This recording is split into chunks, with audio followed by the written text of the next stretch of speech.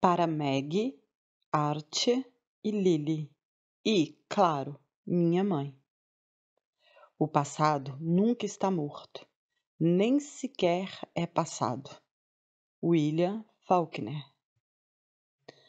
Combinamos de nos encontrar algumas horas depois do funeral, nos jardins de Frogmore, ao lado da antiga ruína gótica. Eu cheguei primeiro.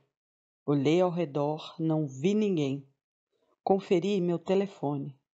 Não havia mensagens, não tinha nenhum recado de voz. Eles devem ter se atrasado, pensei, encostado no muro de pedra. Guardei o telefone e disse a mim mesmo: fica calmo. O clima era típico de abril, não exatamente de inverno, tampouco de primavera. As árvores estavam desfolhadas, mas o ar era ameno. O céu estava cinza, mas as tulipas brotavam. A luz era pálida, mas o lago cor de anil, que serpenteava pelos jardins, reluzia. Como tudo aqui é bonito, ponderei. E como é triste. Houve uma época em que eu achava que este seria meu lar para o resto da minha vida. Na realidade, se revelou apenas uma breve parada. Quando minha esposa e eu fugimos deste lugar, temendo pela nossa sanidade e integridade física, eu não tinha certeza se um dia voltaria.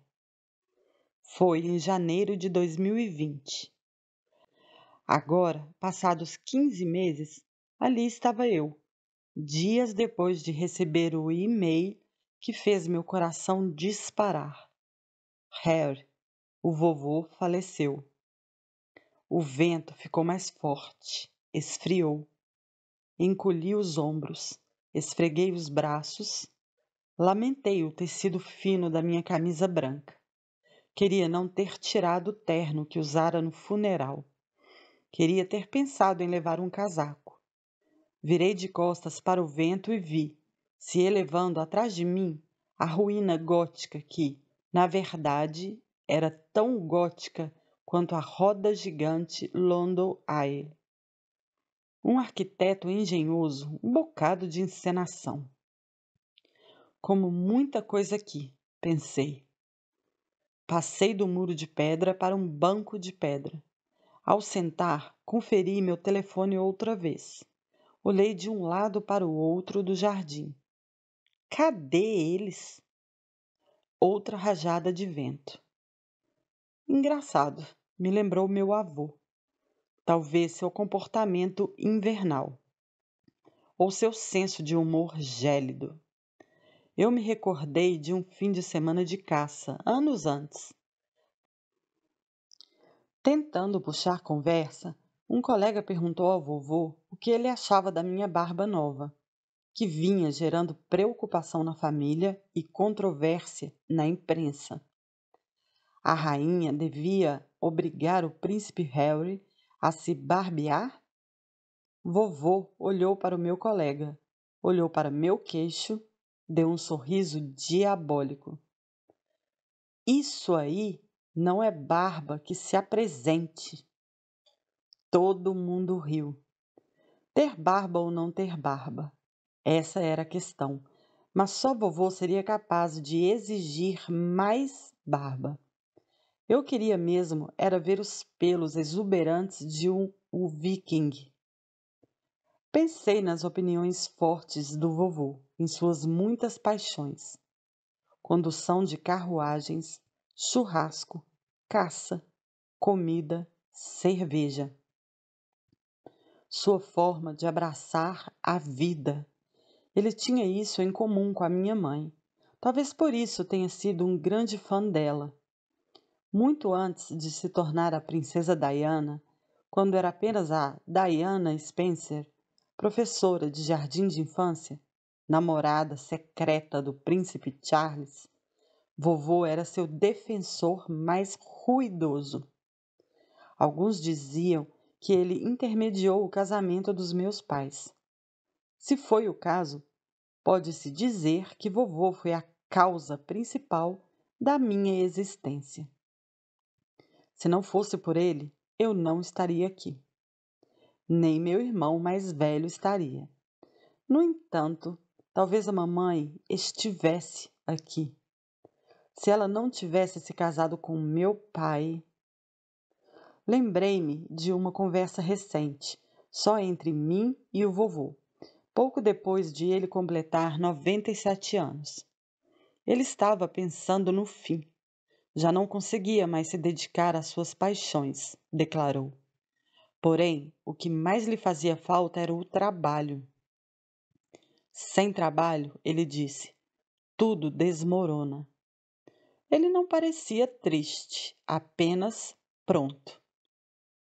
A gente precisa saber a hora de ir embora, Harry. Eu agora olhava ao longe, para o pequeno horizonte de criptas e monumentos ao lado de Frogmore, o jazigo da família real, o lugar de descanso eterno de muitos de nós, inclusive a rainha Vitória. E também da notória Wallis Simpson, além de Eduardo, seu marido duplamente notório, antigo rei e meu tio-avô. Depois que Eduardo abdicou do trono para casar com Wallis, depois que fugiram da Grã-Bretanha, os dois se afligiam com o regresso derradeiro, obcecados pela ideia de serem enterrados bem aqui. A rainha, minha avó, atendeu às suas súplicas. No entanto, os pôs diante de todos os outros, debaixo de um plátano curvo. Um último dedo em riste, talvez. Um exílio final, quem sabe? Eu me perguntava o que Valles e Eduardo achavam agora de toda a apreensão que haviam sentido. Será que tinha alguma relevância no fim das contas? Ponderei se eles ponderavam sobre o assunto. Estariam voando em um reino etéreo, ainda remoendo suas escolhas, ou estavam em um lugar nenhum, pensando em nada?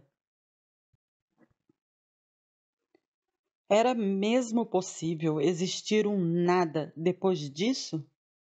Será que a consciência, assim como o tempo, chega ao fim? Ou talvez, pensei, sabe-se lá, talvez eles estejam bem aqui, ao lado da ruína gótica fajuta, ou ao meu lado, entreolhou ouvindo meus pensamentos. E se é assim, quem sabe minha mãe também não está? Pensar nela, como sempre, me deu uma pontada de esperança e uma onda de energia. E uma fisgada de tristeza. Sentia falta da minha mãe todos os dias, mas naquele dia, pouco antes do encontro assustador em Frogmore, me peguei com saudades dela e não sabia explicar direito por quê. Como muita coisa que dizia respeito a ela, era difícil colocar em palavras.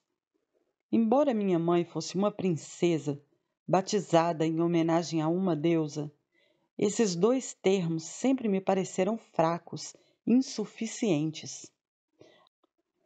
As pessoas habitualmente a comparavam a ícones e santas, de Nelson Mandela a Madre Teresa, passando por Joana d'Arc.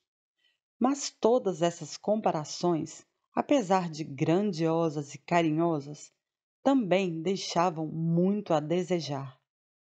A mulher mais conhecida do planeta, uma das mais adoradas, minha mãe, era simplesmente indescritível. Essa era a mais pura verdade. E, no entanto, como alguém que extrapolava tanto a linguagem cotidiana poderia continuar tão real, como uma presença tão palpável, tão perfeitamente vívida na minha cabeça? Como era possível vê-la com tanta nitidez quanto eu via o cisne que vinha em minha direção no lago cor de anil? Como eu podia ouvir sua risada tão alta quanto os pássaros canouros nas árvores desfolhadas? Ainda? Havia tanta coisa de que não me lembrava, pois eu era muito novo quando ela faleceu. Mas o milagre maior estava em tudo o que eu lembrava. Seu sorriso arrasador, os olhos vulneráveis, o amor pueril por filmes e música, e roupas e doces, e por nós.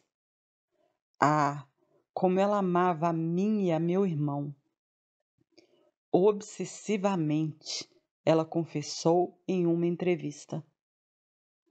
Bom, mamãe, a recíproca é verdadeira.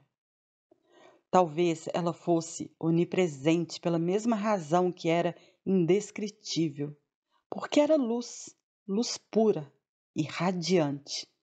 E como descrever a luz? Até Einstein teve dificuldade. Há pouco tempo, astrônomos reorganizaram seus maiores telescópios, miraram uma fenda minúscula no cosmos e conseguiram ter o vislumbre de uma esfera de tirar o fôlego, a qual deram o nome de Ergedon, palavra do inglês antigo que significa estrela d'alva. Há bilhões de quilômetros daqui e provavelmente há muito desaparecida. A luz de Ergedon está mais próxima do Big Bang, do momento da criação, do que da nossa Via Láctea, mas ainda está visível aos olhos mortais devido ao seu brilho incrível, estonteante. Assim era minha mãe. É por isso que ainda conseguia vê-la, senti-la sempre, mas sobretudo naquela tarde de abril em Frogman. Por isso, e pelo fato de que eu estava carregando seu legado. Fui para o jardim porque queria paz. Queria paz acima de tudo. Queria paz pelo bem da minha família e pelo meu próprio bem, mas também por ela. As pessoas esquecem do quanto minha mãe lutou pela paz. Ela deu a volta ao mundo inúmeras vezes. Passeou por campos minados, afagou pacientes com AIDS, consolou órfãos de guerra, sempre se esforçando para trazer paz a alguém em algum lugar. E eu sabia o quanto ela iria querer. Não, o quanto queria. Paz entre os filhos dela, e entre nós dois e nosso pai, e entre a família inteira. Os Windsor estavam em pé de guerra fazia meses. Havia discórdia entre eles. Vez ou outra, há séculos. Mas dessa vez era diferente. Era um rompimento público total e ameaçava se tornar irreparável. Por isso, embora eu tivesse ido para a casa específica e unicamente para participar do funeral do vovô, aproveitei que estava ali para pedir uma reunião secreta com meu irmão mais velho, Willie, e com meu pai, para conversar sobre o estado das coisas. Para achar uma saída. Mas agora eu olhava de novo para o meu telefone e mais uma vez para um lado e o outro do jardim e pensava: vai ver, eles mudaram de ideia. Vai ver, não vão aparecer. Por meio segundo cogitei desistir. Dar uma caminhada sozinho pelo jardim ou retornar para casa, onde todos os meus primos estavam bebendo e compartilhando histórias sobre o vovô. Então, enfim, eu os vi, lado a lado, vindo em minha direção. Eles estavam carrancudos, quase ameaçadores. Além do mais, pareciam totalmente alinhados. Meu estômago embrulhou. Em geral, estariam discutindo por uma questão qualquer, mas agora pareciam estar sintonizados em conluio. Uma ideia me passou pela cabeça. Espera aí, esse encontro é para darmos um passeio ou travarmos um duelo? Levantei do banco de pedra, dei um passo titubeante em direção a eles. Esbocei um sorriso vacilante. Eles não retribuíram. Agora meu coração estava realmente surrando o meu peito. Respira fundo, eu disse a mim mesmo. Afora o medo, eu estava extremamente alerta e sentia uma vulnerabilidade intensíssima que já tinha sentido em outros momentos importantes da minha vida. Ao andar no encalço do caixão da minha mãe, ao voar rumo ao primeiro combate militar, ao dar uma palestra em meio a um ataque de pânico. Havia essa mesma sensação de embarcar em uma jornada e de não saber se estava pronto para ela, apesar de também ter certeza de que não poderia dar meia volta, que o destino já estava selado. Ok, mamãe, pensei acelerando o passo. Lá vamos nós. Me deseje sorte. Nós nos encontramos no meio do caminho. Willie? Pai? Oi. Harold? Morno de doer. Mudamos de direção. Formamos uma fila. Atravessamos a pontezinha coberta de era.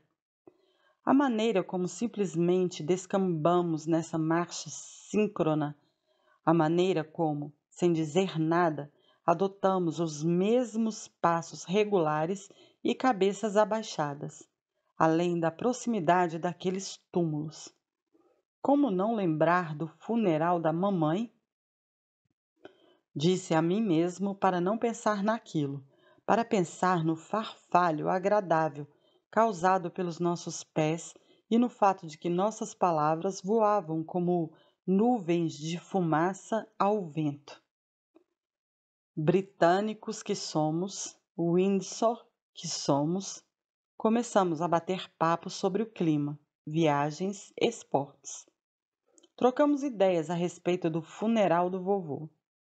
Ele tinha planejado tudo, até o mínimo detalhe. Relembramos entre sorrisos pesarosos. Conversa fiada. A mais fiada. Abordamos todos os assuntos secundários e fiquei esperando que entrássemos no principal, perguntando-me por que estava demorando tanto. E também como meu pai e meu irmão conseguiam transparecer tanta calma. Olhei ao redor. Já tínhamos percorrido um bom caminho. Eu me dei conta de que já estávamos no meio do jazigo real, mais afundados em cadáveres do que o príncipe Hamlet. Parando para pensar, eu mesmo já não tinha pedido para ser enterrado ali? Horas antes de partir para a guerra, o palácio disse que eu tinha que escolher, por escrito, o local onde meus restos mortais deveriam ser sepultados. Caso o pior aconteça, Vossa Alteza Real, a guerra é uma coisa incerta. Eram várias as alternativas. A Capela de São Jorge, o jazigo real em Windsor, onde vovô acabara de ser acomodado? Não. Eu tinha escolhido aquele lugar ali porque os jardins eram encantadores e porque parecia pacato. Com nossos pés quase no rosto de Wallis Simpson, meu pai se lançou em uma pequena palestra sobre este personagem aqui. Aquele primo real ali. Todos os duques e duquesas outrora eminentes. Os lordes e as damas que atualmente moram sob o gramado. A vida inteira, um estudioso de história, ele tinha montes de informações a nos transmitir, e parte de mim pensou que poderíamos ficar horas ali e que talvez houvesse uma prova no final. Felizmente, ele se interrompeu e seguimos por outra ponte, por um gramado, chegando a uma bela ilhota de narcisos. Foi ali, enfim, que fomos ao assunto que interessava. Tentei explicar meu lado na situação. Não estava na minha melhor forma. Para começo de conversa, ainda estava nervoso, lutando para controlar as emoções, ao mesmo tempo que me esforçava para ser sucinto e preciso. Além do mais, tinha jurado que não deixaria aquele encontro virar mais uma discussão. Mas logo descobri que a escolha não cabia a mim. Papai e Willie tinham seus próprios papéis a interpretar e chegaram prontos para a briga. Sempre que tentava dar uma nova explicação, entabulava uma nova linha de pensamento. Era interrompido por um deles, ou pelos dois. Willie, em especial, não queria escutar nada. Depois de me calar várias vezes, ele e eu passamos a nos atacar, dizendo as mesmas coisas que dizíamos havia meses, havia anos. A briga ficou tão acalorada que papai levantou as mãos. Chega! Ele se pôs entre nós. Erguemos os olhos para nosso rosto corado. Por favor, meninos, não transformem meus últimos anos de vida em uma desgraça. A voz dele estava rouca, frágil, soava, para ser sincero, velha. Pensei no vovô. De repente, minha energia evaporou. Olhei para o Willie, olhei de verdade, talvez pela primeira vez desde que éramos meninos. Absorvi tudo, seu olhar bravo tão familiar, que sempre foi o normal em suas interações comigo. Sua calvície alarmante, mais avançada do que a minha. Sua famosa semelhança com a mamãe, que vinha se dissipando com o passar do tempo, com a idade. Em certos aspectos, ele era meu espelho, em outros, meu oposto. Meu adorado irmão, meu arqui-inimigo. Como isso tinha acontecido? Senti um cansaço extremo. Queria ir para casa e percebi que agora casa era um conceito complicado. Ou talvez tivesse sido sempre assim.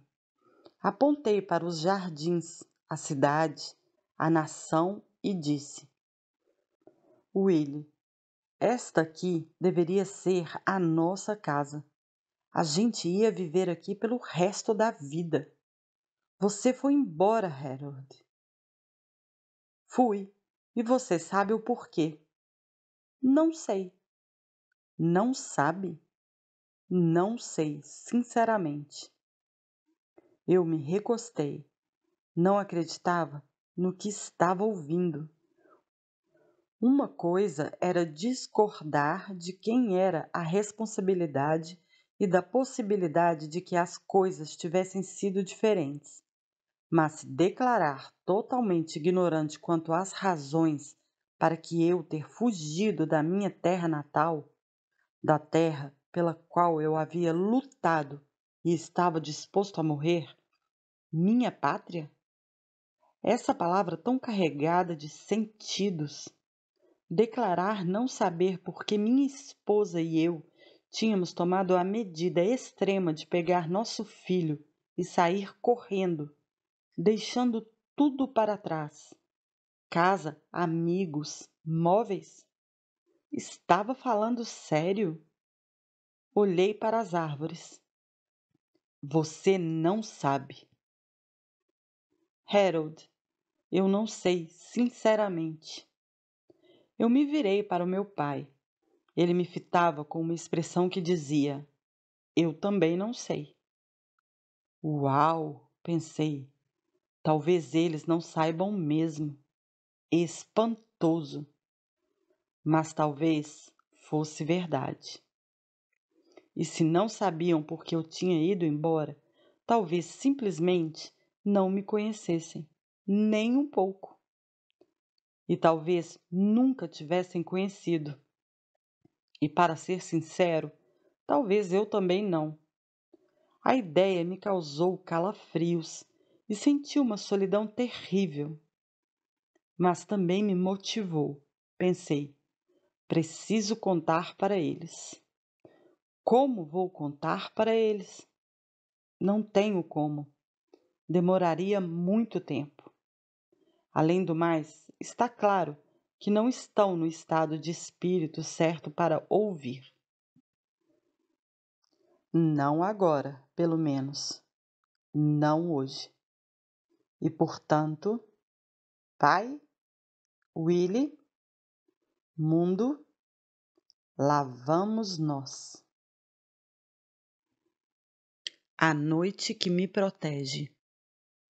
Sempre houve histórias. Vez ou outra, ouvíamos cochichos sobre as pessoas que não tinham se saído bem em Balmoral. A rainha de muito tempo atrás, por exemplo. Enlouquecida pelo luto, ela se trancou no castelo de Balmoral e jurou nunca mais sair. E o ex-primeiro-ministro, muito distinto. Ele chamara o lugar de surreal e extremamente bizarro. No entanto, acho que só ouvi essas histórias muitos anos depois. Ou talvez as tenha ouvido, mas não as assimilado. Para mim, Balmoral sempre foi o paraíso. Uma mistura de Disney World com um bosque druida sagrado. Eu estava sempre ocupado demais pescando, caçando, subindo e descendo a colina, para perceber alguma coisa de errado com o Feng Shui do velho castelo. O que estou tentando dizer é que eu era feliz ali. Na verdade, é bem possível que nunca tinha sido mais feliz do que em um dia mágico de verão em Balmoral. 30 de agosto de 1997. Fazia uma semana que estávamos no castelo. O plano era ficar mais uma, assim como no ano anterior, assim como no ano anterior àquele. Balmoral era sua própria breve temporada, um intervalo de 2 semanas nas montanhas da Escócia para marcar a virada do auge do verão para o começo do outono. A vovó também estava lá, como seria de esperar. Ela passava boa parte do verão em Balmoral. E o vovô, e o Willy, e papai. A família toda, exceto mamãe, pois mamãe não fazia mais parte da família. Ela tinha escapado ou sido expulsa, dependendo de a quem você perguntava. Embora eu nunca tenha perguntado a ninguém. De todo modo, ela estava tirando férias em outro canto.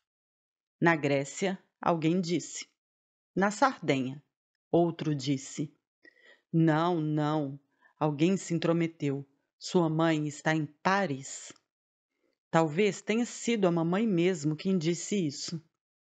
Quando ela telefonou de manhã para bater um papo, infelizmente, essa lembrança está, junto com 1 milhão de outras, do outro lado de um muro mental gigantesco. É uma sensação horrenda, torturante, saber que estão ali, logo ali do outro lado, a poucos centímetros de distância. Mas que o muro é alto demais, grosso demais, impossível de escalar. Assim como as torres de Balmoral. Independente de onde mamãe estivesse, eu entendia que ela estava com um novo amigo. Essa era a palavra que todo mundo usava. Não namorado, não amante. amigo. Cara legal, eu pensava. Willie e eu tínhamos acabado de conhecê-lo. Na verdade, tínhamos estado com a mamãe algumas semanas antes, quando ela acabara de conhecê-lo, em Saint-Tropez. Estávamos nos divertindo, só nós três, hospedados no palacete de um velho cavalheiro. Havia muita gargalhada, muita bagunça. O normal sempre que mamãe, Willie e eu estávamos juntos. Mas ainda mais naquelas férias. Tudo naquela viagem a Saint-Tropez foi divino. O clima estava sublime, a comida deliciosa. Mamãe estava sorridente. E o melhor de tudo é que havia jet skis. De quem eram? Não sei. Mas lembro nitidamente que o Willie e eu íamos até a parte mais funda do canal, fazendo círculos enquanto esperávamos as balsas se aproximarem.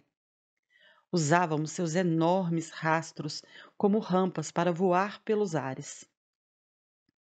Não sei como não acabamos mortos. Foi depois que voltamos daquela desventura com os jet skis que o amigo da mamãe apareceu pela primeira vez? Não. É mais provável que tenha sido um pouco antes. Olá, você deve ser o Harry. Cabelo preto, bronzeado curtido, sorriso branquíssimo. Como vai? Meu nome é blá blá. Ele nos levou na lábia. Levou mamãe na lábia. Sobretudo a mamãe. Enfaticamente a mamãe. Os olhos dela eram dois corações vermelhos. Ele era atrevido, sem dúvida, mas, de novo, era um cara bacana. Deu um presente à mamãe, uma pulseira de diamantes. Ela pareceu ter gostado. Usava bastante. Depois ele sumiu da minha cabeça. Contanto que a mamãe esteja feliz, eu disse a Willie, que declarou pensar da mesma forma. Um choque no organismo ir da ensolarada Saint-Tropez à nublada Balmoral. Lembro-me vagamente desse choque, embora não me lembre de muita coisa da nossa primeira semana no castelo. Porém, posso praticamente garantir que passamos boa parte do tempo ao ar livre. Minha família amava ficar ao ar livre, sobretudo a vovó, que se irritava se não conseguisse respirar pelo menos 1 hora de ar puro por dia. O que fizemos, entretanto, o que dissemos, vestimos, comemos, eu não saberia dizer. Há relatos de que fomos de iate real da ilha de Wight até o castelo, a jornada final do iate. A ideia me soa adorável. O que conservo na memória, com detalhes vívidos, é o ambiente físico. A mata densa, a colina mordiscada por cervos, o rio Dé, que serpenteia montanha abaixo, o Lochnegar lá no alto, sempre salpicado de neve. Paisagem, geografia, arquitetura, é assim que minha memória funciona. Datas? Desculpe, vou ter que olhar. Diálogos?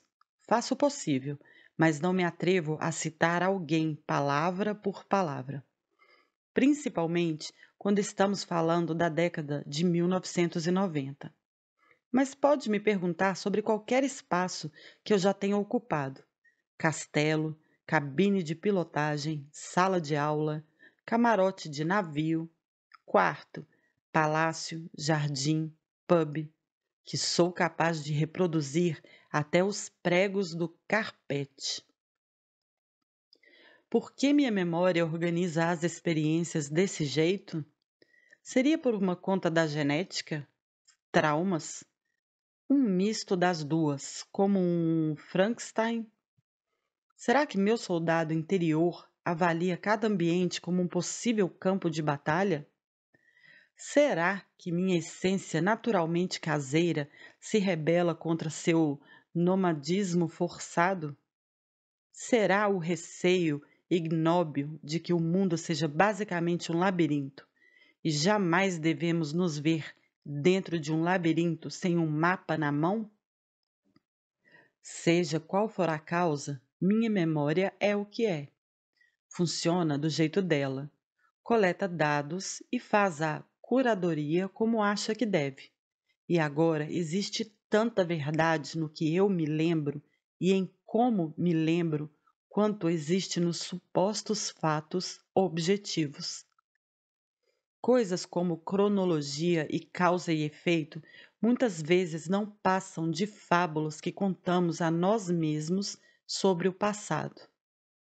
O passado nunca está morto, nem sequer é passado. Quando descobri essa citação, não muito tempo atrás, no brainquote.com, fiquei impressionado. Pensei, quem diabos é Faulkner?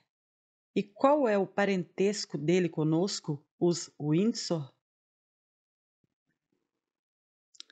E, portanto, Balmoral. Ao fechar os olhos, vejo a entrada principal, as janelas da frente com caixilhos de madeira, o gramado amplo e os 3 degraus de granito com pontinhos cor de chumbo que dão na enorme porta feita de carvalho cor de uísque, tantas vezes mantida aberta com a ajuda de uma pedra de jogo de curling e frequentemente guarnecida por um funcionário de paletó vermelho. E lá dentro, o salão espaçoso e o assoalho de ladrilhos, e a lareira imensa, e à direita uma área de serviço, e à esquerda, junto às janelas compridas, iscas para varas de pescar e bengalas e botas à prova d'água e casacos impermeáveis. Muitos casacos impermeáveis, porque o frio e a umidade eram intensos na Escócia inteira, mas eram de doer naquele canto siberiano. E em seguida a porta que se abria para o corredor, com carpete carmesim e papel de parede creme com arabescos dourados, em alto relevo como se fosse braille.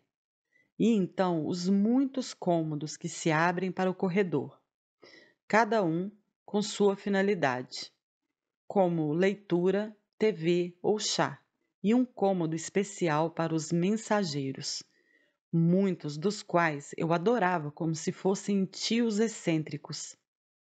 E, por fim, a sala principal do castelo, construída no século XIX, quase em cima do lugar onde ficava outro castelo, que datava do século XIV. Há algumas gerações de outro príncipe Harry, que se exilara, voltara e aniquilara tudo e todo mundo que havia por perto. Meu parente distante, minha alma gêmea, alguns diriam. No entanto, meu onônimo, nascido em 15 de setembro de 1984.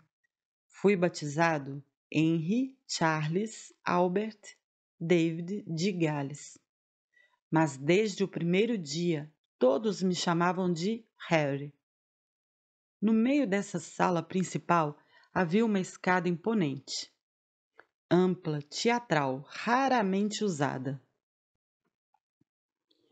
Sempre que a vovó ia para o quarto dela, no segundo andar, com os cães Corgis em seu encalço, ela preferia ir de elevador. Os Corgis também preferiam. Ao lado do elevador da vovó, por entre um par de portas vai-vem carmesim, ao estilo dos salões de faroeste, havia uma escadinha menor com corrimão de ferro. Ela levava ao segundo andar, onde ficava a estátua da rainha Vitória. Eu sempre lhe fazia uma mesura ao passar. Vossa Majestade. Willy também. Tinham nos instruído a fazê-lo, mas eu teria agido assim de qualquer forma. Achava a avó da Europa muito cativante E não só porque a vovó a adorava, nem porque o papai teve vontade de me batizar em homenagem ao marido dela. Mamãe o impediu. Vitória conheceu o grande amor, a felicidade extasiante, mas sua vida foi essencialmente trágica.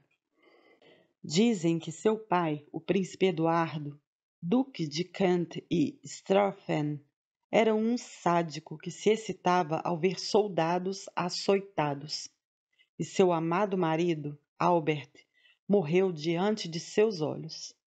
Além disso, durante seu longo e solitário reinado, ela foi baleada 8 vezes, em 8 ocasiões diferentes, por 7 atiradores diferentes. Nenhuma das balas acertou o alvo.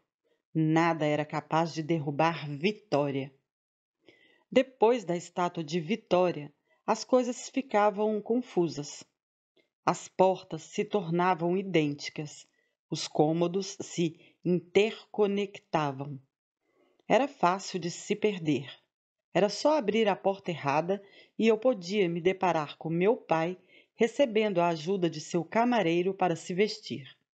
E pior, eu podia flagrá-lo de ponta cabeça.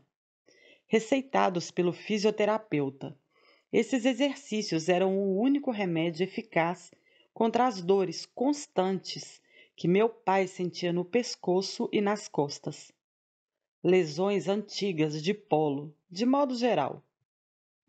Ele se punha de ponta cabeça todos os dias, usando apenas uma cueca samba-canção, apoiado contra a porta ou pendurado em uma barra feito um acrobata habilidoso. Se encostasse o dedo na maçaneta, ouviria suas súplicas do outro lado. Não, não, não abre. Pelo amor de Deus, não abre a porta.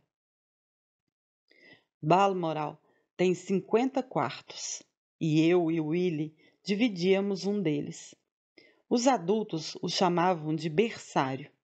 Willie ficara com a parte mais espaçosa, com a cama de casal, uma pia de bom tamanho, um armário com portas espelhadas, uma bela janela com vista para o pátio, o chafariz, a estátua de bronze de uma corça. Minha parte era bem menor, menos luxuosa. Nunca perguntei o porquê. Não me importava. Mas também não precisava perguntar. 2 anos mais velho do que eu, Willie era o herdeiro, enquanto eu era o reserva. Não era apenas o modo como a imprensa se referia a nós dois, embora sem dúvida fosse esse o caso. Esses termos, volta e meia, eram usados por papai, mamãe e vovô, e até pela vovó. O herdeiro e o reserva.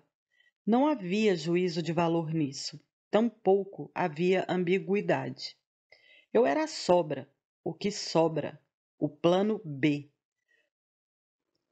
Fui posto no mundo para o caso de alguma coisa acontecer com Willie. Era convocado a oferecer respaldo, distração, diversão e, se necessário, uma peça reserva. Um rim, talvez. Uma transfusão de sangue. Um pouco da medula óssea. Isso tudo me foi esclarecido desde o começo da jornada da vida e depois era sempre reforçado. Tinha 20 anos quando ouvi a história do que o meu pai supostamente disse à minha mãe no dia do meu nascimento. Maravilha! Você já me deu um herdeiro e um reserva. Já fiz meu trabalho. Uma piada, supostamente. Minutos depois de proferir essa grande piada, dizem que meu pai saiu para ir ao teatro com a namorada. Pois é, muitas verdades são ditas em tom de brincadeira. Não fico ofendido. Não tinha nenhum sentimento em relação a isso. A nada. A sucessão era como o clima, ou a posição dos planetas, ou as mudanças de estação. Quem tem tempo de se preocupar com coisas tão imutáveis? Quem pode se dar ao luxo de se incomodar com um destino gravado na pedra? Ser da família Windsor é descobrir quais verdades são atemporais e expulsá-las da mente. É absorver os parâmetros básicos da própria identidade. Saber instintivamente quem se é e que será eternamente subproduto de quem não se é. Eu não era a vovó, não era meu pai, não era o Willy. Eu era o terceiro na linha depois deles. Pelo menos uma vez na vida, todo menino e menina se imagina como príncipe ou princesa. Portanto, sendo ou não o reserva, não era nada mal ser um príncipe de fato. Além do mais, postar-se firmemente atrás das pessoas que você ama não é a própria definição de honra, de amor? Assim como reverenciar vitória ao passar? Ao lado do meu quarto ficava uma espécie de sala de estar. Mesa redonda, parede espelhada, escrivaninha, lareira cercada por um banco acolchoado. No cantinho ficava uma porta grande de madeira que dava para o banheiro. As duas pias de mármore pareciam protótipos das primeiras pias que foram fabricadas. Tudo em Balmoral ou era antigo ou tinha sido feito de modo a parecer antigo. O castelo era um playground, um alojamento de caça, mas também um palco. O banheiro era dominado por uma banheira com pés em garra, e até a água que jorrava das torneiras parecia antiga. Não no mau sentido. Antiga como o lago onde Merlin ajudou Arthur a achar sua espada mágica. Amarronzada, parecida com um chá fraco. A água volta e meia assustava os convidados de fim de semana. Desculpe, mas parece haver alguma coisa errada com a água do meu banheiro. Papai sempre sorria e garantia que não havia nada de errado com a água. Pelo contrário, ela era filtrada e adocicada pela tufa escocesa. A água desce direto da colina, e o que você vai experimentar agora é um dos maiores prazeres da vida. Um banho nas montanhas da Escócia. Dependendo da sua preferência, o banho escocês podia ser gelado como o Ártico, ou pelando feito água fervente. As torneiras do castelo eram bem afinadas. Para mim, poucos prazeres se comparavam ao de um banho escaldante, principalmente podendo olhar através das seteiras do castelo, onde arqueiros outrora montavam guarda, eu imaginava. Olhava para o céu estrelado ou para os jardins murados e me imaginava voando sobre o gramado, tão liso e verde quanto uma mesa de bilhar, graças ao batalhão de jardineiros. O gramado era tão perfeito, cada folha cortada com tamanha precisão, que o Willy e eu sentíamos culpa ao atravessá-lo, que dirá cruzá-lo de bicicleta. Mas ainda assim fazíamos isso o tempo todo. Uma vez corremos atrás da nossa prima, nós de quadriciclo, ela de kart. Foi pura diversão e brincadeira até nossa prima dar de cara com um poste de luz verde. Um baita azar. Era o único poste em quilômetros. Demos gargalhadas, embora o poste, que até pouco antes era uma árvore em uma das florestas das redondezas, tivesse se partido ao meio e caído em cima dela. Ela teve sorte de não se ferir seriamente. Em 30 de agosto de 1997, não passei muito tempo olhando para o gramado. Willie e eu tomamos nossos banhos noturnos às pressas, vestimos nossos pijamas, nos acomodamos em frente à TV. Funcionários chegaram com bandejas cheias de pratos, todos cobertos por cúpulas de prata. Deixaram as bandejas nas banquetas de madeira e brincaram com a gente, como sempre faziam, antes de nos desejar bom appétit. Funcionários, porcelana fina. Parece snob, e imagino que fosse mesmo. Mas sob aquelas cúpulas requintadas havia apenas comida de criança. Nuggets de peixe, empadão, frango assado. Mabel, nossa babá, que tinha sido babá do nosso pai, veio ficar com a gente. Enquanto nos empanturrávamos, ouvíamos o papai arrastar os chinelos, saindo do banho. Carregava-o sem fio, que era o nome que dava ao seu aparelho de CD portátil, no qual gostava de ouvir seus livros de histórias, enquanto ficava de molho. Como o papai era um relógio, quando o ouvíamos no corredor, sabíamos que eram quase 8 horas. Meia hora depois, escutávamos os primeiros barulhos da romaria dos adultos até o andar de baixo. Em seguida, os primeiros balidos da gaita de folhas.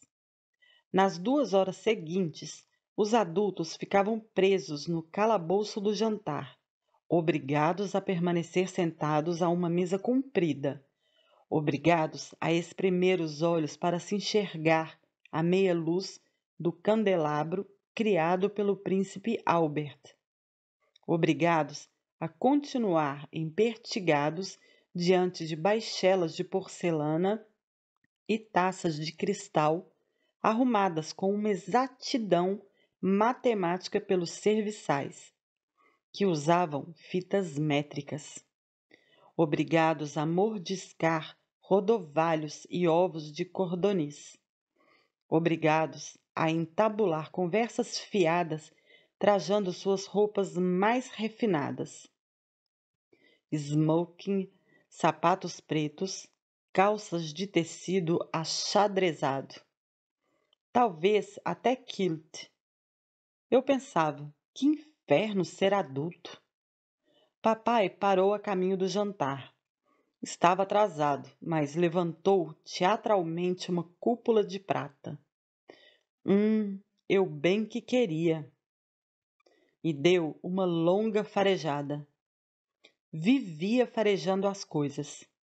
Comidas, rosas, nossos cabelos. Deve ter sido um cão de caça em outra vida. Talvez desse aquelas longas farejadas porque era difícil sentir qualquer outro aroma sob a fragrância que usava. El Selvage. Ele espalhava o perfume no rosto e no pescoço. Floral com um toque acre, como pimenta ou pólvora. Era fabricado em Paris. Era o que dizia o frasco. O que me levou a pensar na mamãe. Sim, Harry, a mamãe está em Paris. O divórcio deles tinha sido concluído 1 ano antes, quase nesse mesmo dia. Juízo, meninos. Pode deixar, pai. Não vai dormir tarde. Ele saiu. Seu cheiro ficou. Willie e eu terminamos o jantar. Assistimos um pouco de TV. Depois começamos as travessuras típicas da hora de dormir. Nos empoleiramos no alto de uma escada lateral e ficamos escutando os adultos na expectativa de ouvirmos alguma palavra feia ou história sórdida. Corremos de um lado para o outro dos corredores, sob o olhar vigilante de dezenas de cabeças de cervo. A certa altura esbarramos no tocador de gaita de foles da vovó. Amarrotado em forma de pera, com sobrancelhas bastas e kilt de tweed. Ele ia aonde a vovó fosse. pois ela adorava o som da gaita, assim como Vitória, embora se diga que Albert chamava o instrumento de bestial. Enquanto curtia o verão em Balmoral, a vovó pedia ao tocador de gaita que a despertasse com o instrumento e que tocasse para ela durante o jantar. Seu instrumento parecia um polvo bêbado, mas com os braços frouxos, feitos de prata e mogno escuro. Já tínhamos visto aquele troço antes, inúmeras vezes, mas naquela noite ele sugeriu que o segurássemos. Tentem. É sério? Sim, vamos. Não conseguimos arrancar som nenhum dos tubos, além de alguns rangidos ridículos. Não tínhamos fôlego. O tocador de gaita, no entanto, tinha um tórax do tamanho de um barril de uísque. Ele fazia o instrumento gemer e berrar. Agradecemos pela aula e lhe demos boa noite e tomamos o rumo do berçário, onde Mabel monitorou a escovação de dentes e a lavagem de rosto. Em seguida, nos deitamos. Minha cama era alta. Precisava saltar para subir nela e então rolar para chegar ao meio afundado. Era como escalar uma estante de livros e depois tombar em uma trincheira rasa.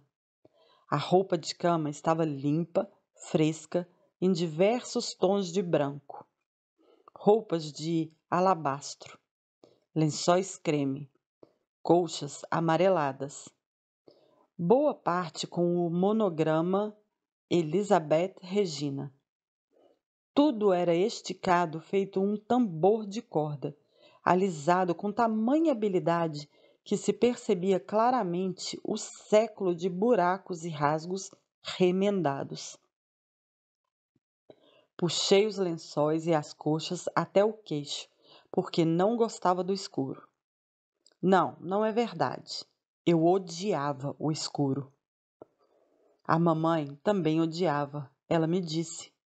Herdei isso dela, eu pensava, junto com o nariz, os olhos azuis, o amor às pessoas, o pavor de afetação e falsidades e todos os esnobismos.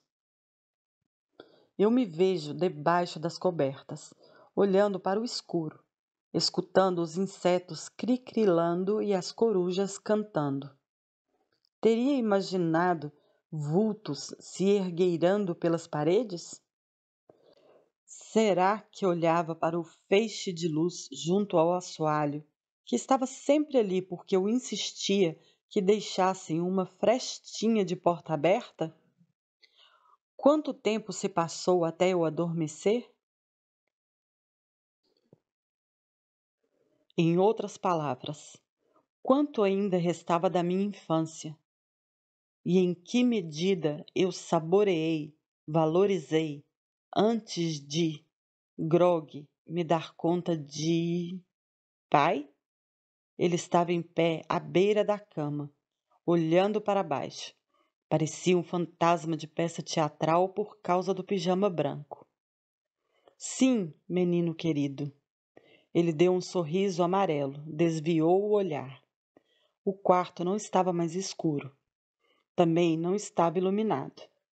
Era um estranho meio-termo, quase amarronzado, quase como a água na banheira arcaica. Ele me olhou de um jeito esquisito, um jeito como nunca tinha me olhado. Com medo? O que foi, pai? Ele sentou na beirada da cama, pôs as mãos nos meus joelhos. Menino querido, a mamãe sofreu um acidente de carro. Eu me lembro de pensar, acidente, ok. Mas ela está bem? Sim? Eu me lembro vividamente desse pensamento passando pela minha cabeça. E me lembro de esperar com paciência que papai confirmasse que minha mãe estava bem. E lembro que ele não fez isso. Houve uma mudança interna. Comecei a suplicar em silêncio ao papai, ou a Deus, ou aos dois. Não, não, não. Papai olhou para as dobras das colchas e dos lençóis antigos. Teve complicações. A mamãe ficou muito ferida e foi levada para o hospital, menino querido. Ele sempre me chamava de menino querido, mas estava repetindo isso demais. Sua voz era suave. Ele estava em choque. Parecia. Ah, hospital? Isso, com uma ferida na cabeça. Ele mencionou os paparazzi? Disse que ela tinha sido perseguida? Acho que não. Não posso jurar, mas é provável que não. Os paparazzi eram um problema tão grande para a mamãe, para todo mundo, que não precisava dizer nada. Pensei de novo. Ferida. Mas ela está bem. Ela foi levada para o hospital. Vão dar um jeito na cabeça dela e nós vamos visitá-la. Hoje, esta noite, no máximo. Eles tentaram tudo, menino querido. Lamento dizer que ela não aguentou. Essas frases permanecem na minha mente, feito flechas em um alvo. Ele falou desse jeito, disso eu tenho certeza. Ela não aguentou. E então tudo pareceu paralisado. Não, não foi isso. Não pareceu. Nada pareceu. De modo claro, certo e irreversível. Tudo parou. Nada do que eu disse a ele permaneceu na minha memória. É possível que eu não tenha dito nada. O que me lembro com uma clareza assustadora é que não chorei. Nem uma lágrima sequer. Papai não me abraçou. Não era bom em demonstrar emoção em circunstâncias normais. Como esperar que demonstrasse numa crise como aquela? Mas de novo sua mão caiu no meu joelho e ele disse: Vai ficar tudo bem. Já era muito para ele. Paternal, esperançoso, gentil e totalmente inverídico. Ele levantou e saiu. Não me lembro de como soube que ele já tinha ido ao outro cômodo, que já tinha contado ao Willy, mas eu soube. Fiquei deitado ali, ou sentado. Não levantei. Não tomei banho, não fiz xixi, não me vesti. Não chamei Willy nem Mabel. Depois de décadas tentando reconstruir aquela manhã, cheguei a uma conclusão inescapável. Devo ter ficado no quarto, sem dizer nada, sem ver ninguém, até às 9 em ponto, quando o gaitista começou a tocar lá fora. Gostaria de lembrar qual música ele tocou, mas talvez isso não tenha importância. No que diz respeito à gaita de foles, o que interessa não é a canção, é o tom. Instrumento de milhares de anos, a gaita de foles é feita para amplificar o que já está no coração. Se a pessoa está boba, a gaita a torna ainda mais boba. Se está zangada, a gaita faz o sangue ferver ainda mais. E se a pessoa está enlutada, ainda que tenha 12 anos e não saiba que está enlutada, talvez, sobretudo, quando ela não sabe, a gaita de foles pode levar a pessoa à loucura. Era domingo. Portanto, como sempre, fomos à igreja. Kraferkark. Paredes de granito. Telhado largo de pinho escocês. Vitrais doados décadas atrás por Vitória, talvez para expiar o aborrecimento que causava por rezar ali. Alguma coisa a ver com a questão da chefe da igreja anglicana orar na igreja da Escócia. Isso provava um tumulto que nunca compreendi. Já vi fotografia de nós indo à igreja nesse dia, mas elas não me trazem lembranças. Será que o reverendo falou alguma coisa? Será que ele piorou a situação? Será que prestei atenção nele ou fixei o olhar nas costas do banco e pensei em mamãe? No caminho de volta a Balmoral, um trajeto de 2 minutos de carro, alguém sugeriu que parássemos. As pessoas vinham se aglomerando em frente aos portões a manhã inteira.